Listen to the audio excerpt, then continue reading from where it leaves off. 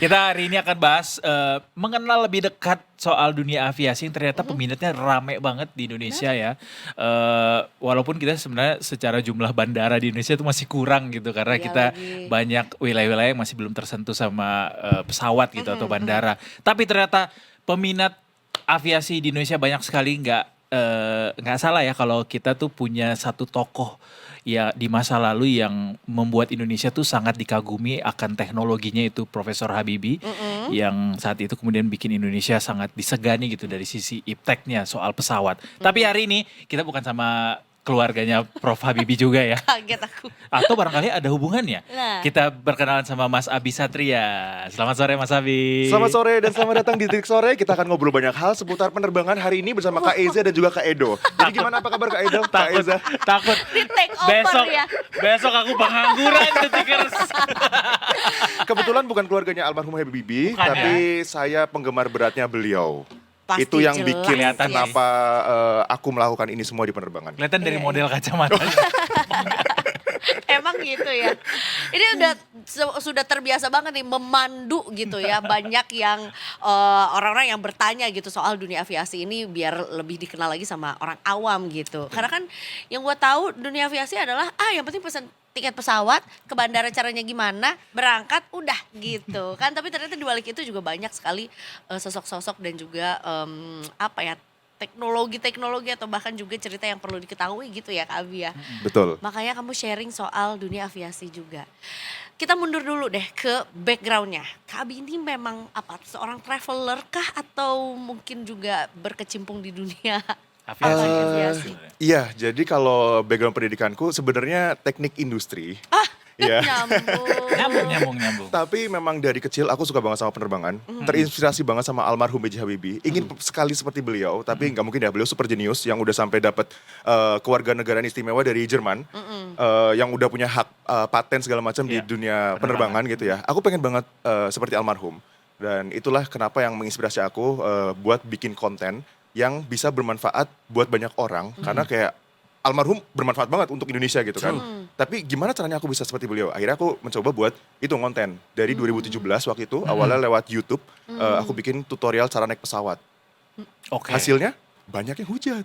Kok Ngapain gini mas bikin doang? pesawat ini segala macam? Orang mah naik pesawat udah biasa gitu. Akhirnya udah terus segala macam. Ya akhirnya aku tetap tekunin gitu. Di 2018 aku terpilih jadi YouTube Creator for Change mewakili Indonesia. Oke. Terus 2019 keliling Sabang sampai Merauke. 2020 nggak bisa kemana-mana karena apa guys? Betul. Covid. Sampai akhirnya 2023 PPKM dicabut. Bulan Maret ya kalau nggak salah. Terus akhirnya itu aku travel revenge. Akhirnya aku bisa terbang kemana-mana dalam setahun. Ya bahasanya, Betul. ya. Tebak dalam setahun aku terbang berapa kali? 2023. 26 negara. 96 kali. 96 It means kali. setiap 4 hari sekali pasti terbang. Oke. Keren. Yes. Karena ya emang kebetulan ada banyak kerjaan segala macam. Iya, Terus ya 2024 lanjut dalam setahun terbang 77 kali. Wow. Terus di 2024 akhirnya aku memulai langkah panjang untuk mencoba. Aku pengen mempelajari seperti almarhum B.J. Habibie. Aku pengen banget lanjut master juga di Jerman seperti almarhum. Tapi ini masih lagi tahap belajar bahasa segala macam juga. Wish you luck Mas. Amin. Dan di 2024 aku memulai misi jangka panjang untuk pengen mempelajari semua hal di penerbangan. Mulai dari gimana caranya sekolah memarkirkan pesawat. Dan akhirnya sekarang aku udah bisa memarkirin Yes. Airbus, Boeing dan juga ATR. Yes. Terus lanjut bawa mobil GSE operator. Terus setahun berikutnya di 2025 aku ikutan sekolah di PPI Curug, ikutan tap-in kelas. Itu lalu lintas udara atau Oke. air traffic controller. Oke. Wow. Dan rencananya tahun ini tadinya mau lanjut belajar FOO atau Flight Operation Officer dan juga cabin crew. Dan final bossnya adalah insya Allah kalau sesuai timeline-nya maksimal 10 tahun ke depan belajar pilot. Wow. Gitu. Gila loh.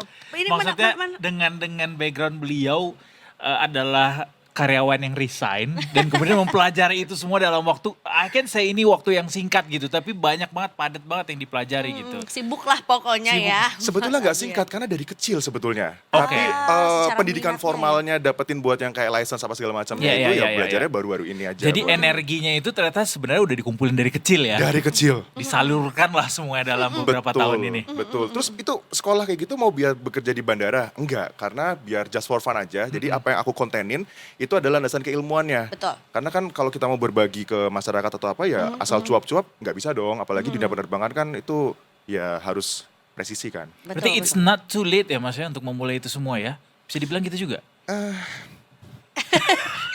Maksudnya nggak ada kata terlambat gitu. tantangannya Nggak ada, gitu. nggak ada. Iya.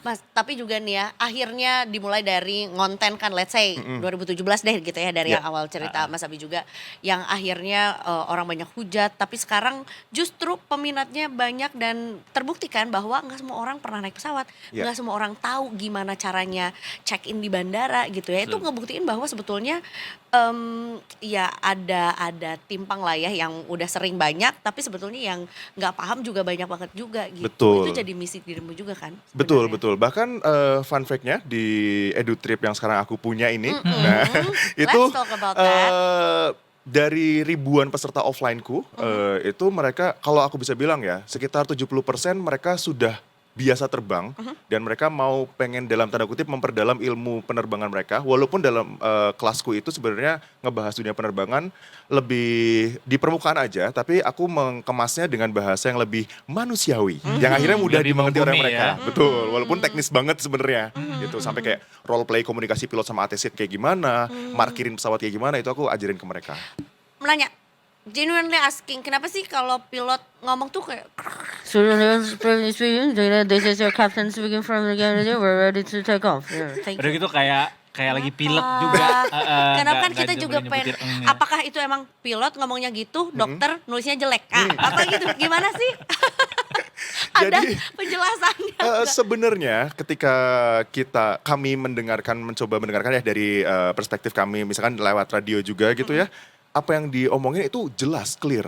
Tapi analoginya gini, misalkan teman-teman kita ngeliat ada anak bocah yang umur 2 tahun, masih mumbling gitu ngomongnya. Iya. Kita yang orang asing kan ngedengerin kayak, adek ngomong apa gitu. Iya. Tapi mamahnya udah 24 jam, pasti kan akan tahu, oh ini mau minta susu Iya. gitu. Oh. Nah sama halnya dengan kayak gitu. Jadi kami yang biasa telinganya udah terbiasa nih komunikasi itu, udah tahu, oh itu ngomong ini dan jelas gitu. Iya, iya, Walaupun orang yang awam ngedengarnya kayak, apa sih kumur-kumur gitu ya. Iya. Oh gitu. This is Iya, episode iya, 3, your captain. Tapi dia kita. Iya gitu. Ya berarti itu komunikasi dokter sama apoteker udah tahu tuh maksudnya itu Iya, minta iya, paracetamol Betul, gitu. betul, Nah, betul. tapi itu kan yang perlu denger secara jelas kan sebetulnya juga aircrew yang lain gitu Yes, ya. betul. Let's talk about the Edu Trip. Ya. Ini yang juga pada akhirnya membawa Mas Abi hari ini ke studio. Kita penasaran soal apa aja sih yang dipelajari di Edu Trip ini dan sejauh ini gimana animo dari teman-teman yang ikut? Terima kasih sudah mengundang karena EduTrip ini ya.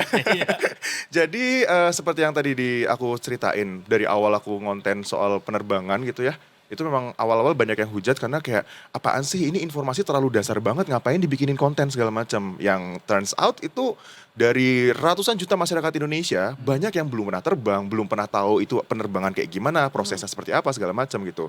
Makanya aku coba bikin ini karena kemarin sempat ada rame juga yang open trip yang daerah-daerah gitu ya. Jadi itu banyak followersku yang ngedesak, "Mas bikinin open trip bandara." Oke, aku bikin dan dari Februari sampai sekarang hari ini itu udah tembus 89 batch dan itu animonya luar biasa banget. Contohnya kayak yang bulat jadwal Agustus ini aja, aku open dan less than 24 hours itu dalam kurang dari 24 jam batch buat seluruh bulan Agustus sudah penuh. Dan ini masih ada sekitar 5.000-an orang yang waiting list. Ya, Untuk bulan selanjutnya untuk bulan nanti. September. Gitu. Yang belum dibuka. Yang belum dibuka. Berarti nge-war tuh nanti tiketnya ya. Dari awal itu memang mereka nge-war. Iya, Gitu, karena kuotanya terbatas. Ada Karena tipsnya buat bisa lolos war? harus pakai internet khusus atau laptop gitu mungkin ya. Kayak nge-wear udah tiket ya. sekelas K-pop ya. Iya. Tapi berarti apa yang kita bisa dapatkan dari iya. si Edu Banyak, Trip ini? mulai dari kayak aku cerita soal Bandara Soekarno-Hatta sendiri gitu ya. Karena kita ada startnya tuh dengan walking tour gitu, sekitar 600 meter dari titik temu. Terus sampai di lokasi, aku bukan ngajarin ya, lebih ke cerita. Gimana sih sebenarnya penerbangan itu terjadi, mulai dari proses boarding, terus habis itu pushback, take off, landing, dan semuanya itu dibalut dengan cerita yang lebih santai gitu. Komunikasinya seperti apa aja dengan pilot sama ATC segala macam. Sampai nanti berakhir ke kita mendengarkan langsung sambil memonitor pergerakan pesawat di saat itu gitu. Tapi sebelumnya kita belajar dulu cara komunikasi pilot sama ATC seperti apa, bahasa yang digunakan seperti apa. Nanti main role play juga dan akhirnya ditutup dengan main role play juga cara markirkan pesawat seperti apa. Gitu guys. Jadi pilot pas lagi terbang itu ngomongin apa aja mas ke ATC? Nggak ngobrol sebenarnya, tapi lebih ke selalu minta izin sama minta arahan. Karena walaupun pesawat yang ngontrol itu adalah si pilot ya, pilot yang menerbangkan pesawat apa segala macam, tapi pilot nggak bisa bergerak semaunya saat di udara maupun di darat. Harus selalu seizinnya air traffic controller.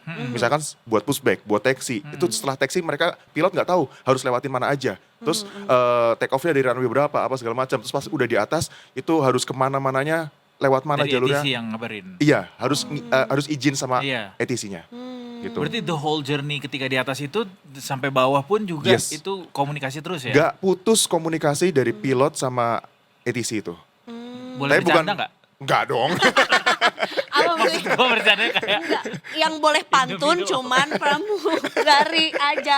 iya Udah. lagi pertanyaan. Paling kayak Bisa misalkan ya? thank you mas, save flight cap gitu-gitu Iya. boleh, tapi di setelah instruksi selesai Oh. gitu. Kayak misalkan Satria 380 clear for take off gitu. Terus habis itu nanti dibilangin dari pilotnya akan jawab Satria 380 clear for take off, terus ya save flight cap, sama-sama thank you mas, udah selesai. Oh Gitu. berarti protokol ininya ngobrolnya cukup ketat juga ya? Cukup ketat dan ada proses read back atau perulangan. Jadi misalkan mau nanya, aku sudah siap nih mau take off gitu. Nanti dari ATC bilang, oke cuaca seperti ini, silahkan take off. Oke, take off gitu. Read back. Biar nggak salah. Betul, apa yang kita Ini ya. sampaikan dimengerti oleh orang yang kita tuju, yang ingin kita sampaikan gitu. Nggak kayak dia yang read only. Ah, Biru doang centangnya. communication adalah kunci, ya kan? Betul. Oh, gitu. Nih termasuk juga cerita juga soal lisensi aircraft marshaller. Yap. Dan juga GESE operator. Apa tuh tugasnya, ngapain? Apa belajar apa sih mas? Jadi yang tadi aku bilang kan aku terinspirasi banget sama almarhum B.J. Habibie ya. Kalau beliau kan fieldnya adalah benar-benar sampai ke hal teknis, sampai buat paten segala macam yang bermanfaat buat banyak orang yang sampai hari ini masih dipakai.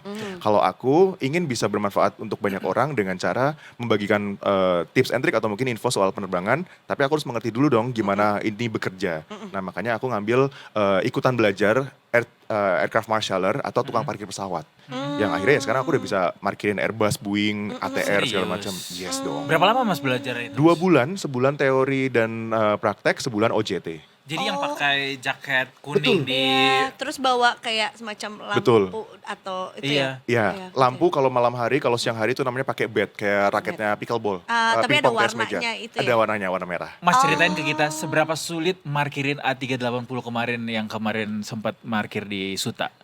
Kebetulan bukan aku yang parkir. Iya betul, tapi mungkin bisa dikasih It is one gambaran. of the Iya, iya, biggest iya, iya. Airbus gitu ya? Yes, pesawat komersil penumpang terbesar di dunia. Oh. Yes, nggak ada yang ngalahin itu yang paling besar.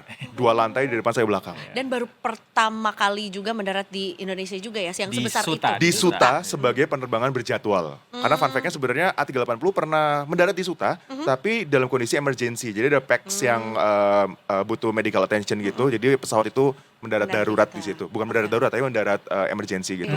Iya mendarat-darat sih bahasa Indonesia-nya ya emergency. Landing ya. Gimana seberapa sulit Iya. memarkirkan pesawat? Apa bedanya sama markirin yang tiba-tiba muncul ketika kita udah keluar dari pintu Indomaret? Karena fun fact-nya guys, kalau misalkan kita mau ke minimarket, kita kan nyari minimarket yang nggak ada tukang parkirnya kadang ya. Iya. bener. Nah kalau pilot, itu pesawat ya, itu kalau sudah sampai mendarat dan mau menuju ke gedung terminal, itu harus ada tukang parkirnya. Atau kalaupun sekarang bandara-bandara canggih, sekarang pakainya VGDS atau Visual Guided Docking System. Itu penggantinya tukang parkir.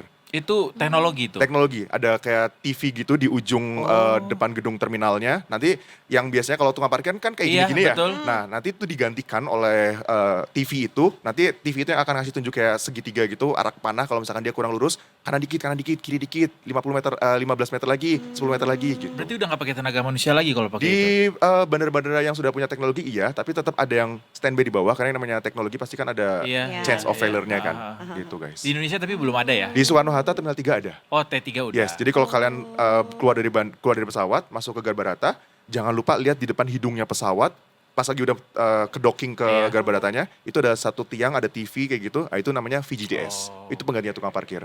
Tapi kalau menjawab tadi pertanyaan, gimana sih gampang gak sih markirin pesawat Iya, gitu ya? iya. Sebenarnya trust me, mudah. Ya, tapi kita harus tahu teori-teori tertentunya gitu ya, terutama buat safety segala macam gitu. Karena buat memarkirkan pesawat dari awal dia belok gitu ya, sampai masuk dan ke docking di tempat parking stand-nya, itu less than 2 minutes guys. Cuma 1 menit 30 detik. Oh. Yes. Atau memang segitu atau memang harus Segitu. nggak boleh lama-lama karena memang secara Kalau traffic juga. selama-lama soal durasi sebenarnya tergantung pas lagi jalan masuknya, tapi kurang lebih kayak gitu. Kok ada segitunya. masa-masa di mana kita ngerasa di dalam pesawat tuh kok lama banget ya parkirnya ya. Itu apa aja bisa faktornya Mas? Nah, Faktornya iya. karena kita nggak pegang HP, biasanya kita kayak ambil nunggu apa karena ditungguin jadi kerja lama gitu kali ya. Tapi memang bener, jadi misalkan kita udah masuk nih, udah boarding gitu ya. Terus masuk dalam pesawat, terus kok pesawatnya kayak jalan di daratnya lama banget gak nyampe-nyampe di runway. Nah itu berarti bisa jadi dari titik parking stand pesawat kita untuk menuju ke runway yang akan kita gunakan untuk take off, itu jauh gitu. Kalau kita lihat di Soekarno-Hatta, Terminal 3 nih, kalau kita ngeliat di peta gitu ya, anggap aja Terminal 3 itu di pojok kanan atas. Nah, anggap aja kita mau take off dari runway 07 right. Itu ada di pojok kiri bawah. Yang artinya itu harus muter gitu, ngelewati beberapa taxiway yang panjang segala macam sampai ujung ke sana. Belum lagi kalau misalkan ada beberapa pesawat juga yang lagi Antri line ya? up, ya, lagi antri gitu. Mas mau nanya, Boleh. ada nggak bandara paling unik yang pernah didatengin gitu atau experience-nya yang paling unik bandara di mana? Di luar atau di dalam negeri? Kalau di luar atau di dalam negeri ya, mungkin aku pernah di pedalaman Papua itu cuma sekedar airstrip gitu. Karena kan kalau di Papua kan masih yang beberapa remote hutan area gitu gitu ya. Itu sih paling unik menurutku. Karena kayak ya bayangin guys gitu. Berarti hanya kayak jalan setapak buat pesawat aja gitu? Betul. Oh. Kayak ya udah tanah gitu, airstrip buat take off dan juga landingnya pesawat itu. Iya, Gitu. iya. Itu sih. Bahkan kadang-kadang ada yang mungkin harusnya udah nggak harusnya masih udah di udara tapi dia masih di landasan gitu Iya, ya. iya. Di daerah-daerah 3T gitu ya biasanya. Iya. Mas kalau soal si Airbus A380 ini lagi Yes. balik. Kan ini heboh banget gitu ya. Penyambutan di bandaranya pun juga seheboh itu gitu. Betul. Apakah ada perbedaan soal memarkirkan pesawat si A380 ini dengan pesawat yang lainnya? Sebenarnya nggak ada yang terlalu signifikan bedanya pas lagi buat memarkirkannya ya. Karena ya prosesnya sama juga gitu. Cuman ya memang kayak misalkan kalau pesawat yang biasa yang bukan 380 itu cuma satu orang aja di depan hidung pesawatnya gitu. Ready standby. Tapi kalau kayak kemarin yang Airbus A380 itu di kanan kiri wingsnya juga ada yang standby megang kayak gini. Jadi kayak ngasih tunjuk ini arah bentukan patokannya di sini kanan kirinya gitu. Terus di ujung tetap ada yang markirin juga. Seperti yang kita lihat beberapa Karena video saking ini. besarnya pesawatnya. Saking besarnya si wingspan Iya, sayapnya Sebagai itu. gambaran seberapa besar sih pesawat itu? Besarnya kalau Sebesar misalkan apa besarnya? dikonfigurasiin kursinya jadi full ekonomi, Iya. bisa ngangkut sampai dengan 800 orang. Satu Satu RT itu guys. Satu RT di desa ya, bukan di Lebih, Jakarta ya. Iya. Ya, itu bayangin, Dan 800 dia orang. iya Dua kayak tingkat. double decker gitu. Kalau bis tuh double decker ya. Betul, 2 tingkat. Seru, Tapi sayangnya seru. pesawat ini sudah berhenti produksi tahun 2021. Kalau misalkan teman-teman belum pernah nyobain, segera cobain karena kemungkinan dalam waktu dekat akan dipensiunkan karena sudah tidak efisien di bahan bakar segala macam dan ada generasi penerusnya yang baru sekarang yang lebih efisien bahan bakarnya. Tapi tetap bertingkat juga yang generasi selanjutnya. Enggak. Oh. Kayak misalkan Airbus A350 gitu-gitu. Iya, Yang terakhir kemarin ada dari salah satu maskapai di Australia, itu mereka baru aja selesai namanya Project Sunrise. Jadi dalam sekali penerbangan itu dapat 2 kali sunrise, guys. Seru banget. Yes. Rutenya kemana? Dari UK ke Australia. Oh, menarik. Ya Yes. kalau ada duitnya ya. Kalau enggak yang double Murah decker aja. ya bandros aja dulu coba. Bandar. Itu juga Atau naik double kereta decker. luxurinya KAI Iya, aja. itu juga ya. Sunrise-nya ya. Iya, Itu iya, kalau iya. misalnya kayak A380, A350 kan ada kode-kode angka tuh. Betul. Apa sih arti dari kode-kode itu? Karena kan nggak berurutan dia 350 kemudian jadi 351, 352. Sebenarnya itu sama kayak mobil atau motor aja sih. Itu kan dari pabrikannya masing-masing. Sekarang kan pabrikan pesawat ada banyak ya. Kayak selain Airbus sama Boeing yang paling Iya. dikenal ya. Ya kayak yang dari itu kan Airbus dari Eropa, Boeing dari US. Sekarang ada lagi dari Republik Rakyat Tiongkok gitu, Comac. Terus ada juga Bombardier segala macam gitu-gitu. Jadi banyak. Dan itu kalau yang 380, misalkan Boeing 747 gitu atau Boeing 737 atau yang biasa di Indonesia Airbus A320 gitu-gitu. Ya itu cuma sekedar tipe aja. Misalkan merek mobilnya apa, terus tipenya apa gitu. Tapi memang kelipatannya per 10 atau per berapa angka gitu atau Pokoknya suka-suka dari pabrikannya? Suka-suka di pabrikannya. Kalau yang ganjil biasanya poliponika. Apa jatuh? Enak-enak ya. Menarik. Apalagi rencana terdekat mungkin dari Mas Abi juga yang mungkin bisa di-share sama Detikers. Kalau rencana sih mungkin aku pengen tetap menambah keilmuan di penerbangan ya, biar tetap bisa berbagi ke masyarakat, karena yang tadi aku bilang terinspirasi banget sama almarhum B.J. Habibie. Jadi kayak di akhir 2025 kemarin aku sudah berkomitmen ke diri aku sendiri kayak ya aku mau take part untuk mengabdi ke masyarakat dengan caraku sendiri di dunia penerbangan, yaitu dengan berbagi soal penerbangan dan juga tips and trick traveling segala macam gitu yang memang benar-benar ada landasan keilmuannya gitu. Mas cerita deh soal perjalanan nanti akan menjadi seorang pilot nanti, amin ya. Amin. 10 tahun ke depan Maksimum ya. 10 tahun ke depan. It's not easy untuk mencapai itu semua gitu. Tapi apa yang jadi modal Mas Abi selain uang tentunya ya? Well, Biar mungkin bisa jadi inspirasi juga buat teman-teman lain yang juga pengen jadi pilot gitu. Mungkin juga termasuk yang memulainya tidak seberuntung dari pilot-pilot yang memulai dari usia muda gitu. Sebetulnya selain kesiapan dana ya, itu kita harus punya badan yang proporsional juga. Misalkan contoh kayak pramugari, itu kan yang dilihat adalah jangkauan tangannya, benar. arm reach-nya. Yang nggak bisa pakai dingklik ya. Saya tuh daftar kayak pakai dingklik nggak boleh. Betul. Kalau buat belajar pilot itu dari pinggul sampai tumit itu ada minimumnya berapa segala macam biar bisa nginjek radarnya itu yang di bawah Oke, ya. gitu. Tapi selebihnya paling persiapannya karena yang tadi aku bilang, aku kan belajar ini itu bukan buat berkarir di dunia penerbangan, tapi dalam tanda kutip just for fun aja gitu. Jadi kayak nanti misalkan aku udah selesai bisa nerbangin pesawat, ya targetku bukan jadi pilotnya airlines mana gitu, gitu guys. Jadi ya Yang penting bisa nerbangin aja gitu. yang penting bisa nerbangin aja gitu, tahu keilmuannya seperti apa, yang akhirnya bisa aku share lagi ke masyarakat gitu. Jadi ya kesiapannya paling ya aku pengen collecting semua ilmunya dulu sebelum ke pilot. Makanya aku bilang tadi pilot adalah final boss-nya. Jadi aku start dari ground, dari tukang parkir pesawat itu kan dari bawah. Terus GSE operator itu yang bawa mobil gandengan isi bagasi penumpang. Terus akhirnya tahun lalu aku Itu ada belajar. sekolahnya juga ya? Ada. Terus tahun lalu belajar air traffic controller gitu. Nah nanti ya pokoknya kayak apa yang di darat aku coba pelajarin dulu sampai nanti final bossnya adalah yang di udara gitu. Ada cita-cita nggak ngebawa pesawat apa gitu atau mungkin menerbangkan pesawat dari mana ke mana? Kebetulan nggak ada karena itu butuh biaya lebih lagi. Fun fact guys, kalau misalkan kalian pengen kayak menerbangin sampai ke Airbus atau Boeing, itu butuh tahapannya panjang. Ibaratnya kayak SIM-nya panjang gitu. Misalkan kita udah bisa SIM nyetir mobil roda 4, SIM-nya A gitu.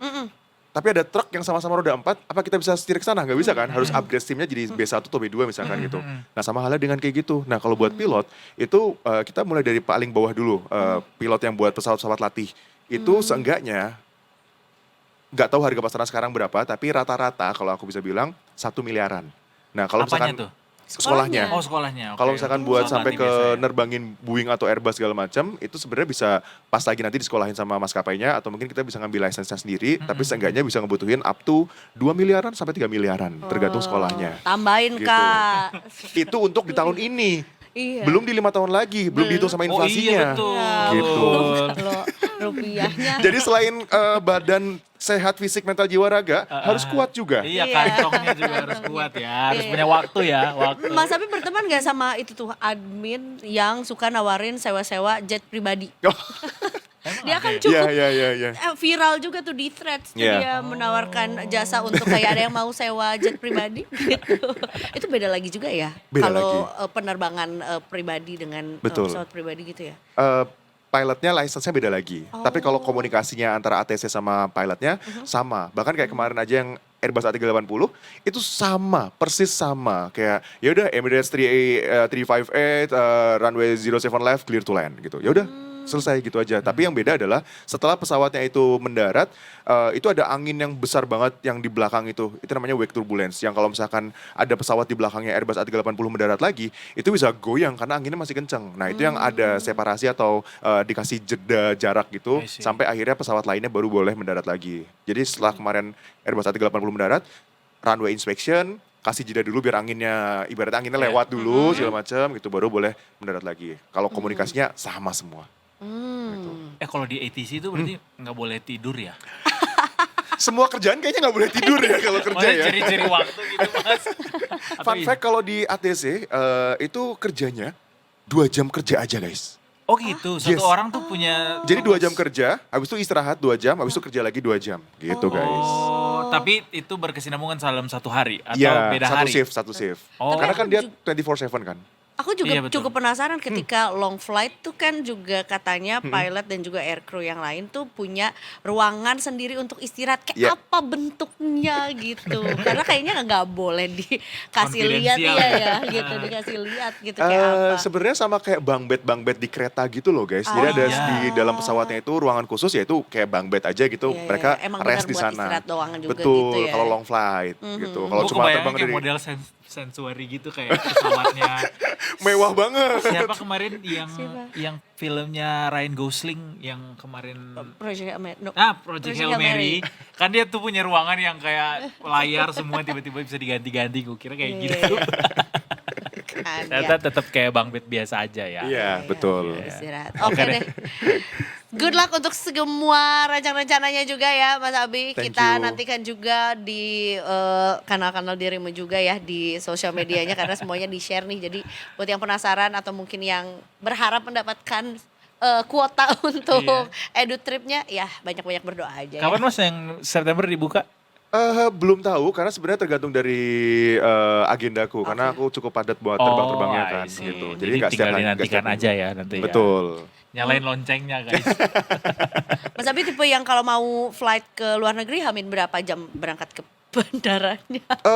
Early karena aku lebih menikmati buat di lounge dulu Yes, segala iya macam sih. gitu. Tapi kalau kapan memutuskan untuk terbangnya itu bisa hamin 6 jam. Jadi that's why, serius? yes, aku selalu bawa paspor kemana-mana. Karena kadang tiba-tiba nanti malam aku harus terbang kemana, habis itu nanti balik lagi one day trip segala macam gitu. Seru ya kan? Orang have. Karena kerjaan. Iya ya. Ya udah anyway, terima kasih sekali lagi Mas Abi. Thank you so Kita much. punya Thank you. tugas